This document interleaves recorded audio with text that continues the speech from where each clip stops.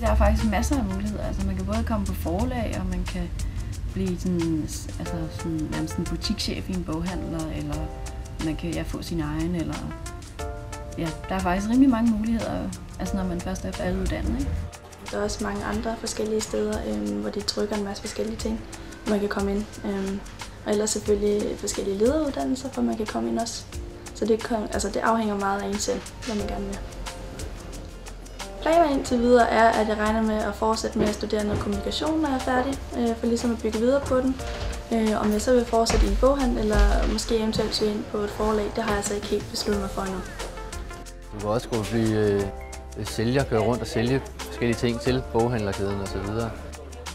Jeg kunne godt tænke mig at eje min egen boghandel. Det er selvfølgelig det sjoveste at sidde på toppen i en boghandlerside og hive i trådene og få en butik til at løbe rundt.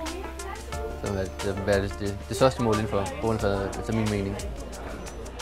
At blive indkøber hos de forskellige kæder, komme ud hos de forskellige distributører også, hvis man udmærker sig inden for et af de specielle produkter.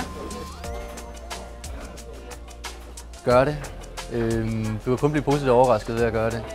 Og det er ikke så nørdet, som man går og tror. Det vil jeg gerne understrege endnu en gang, at vi er et hyggeligt folkefærd, og vi har det godt med hinanden, og vi kan godt give gas samtidig.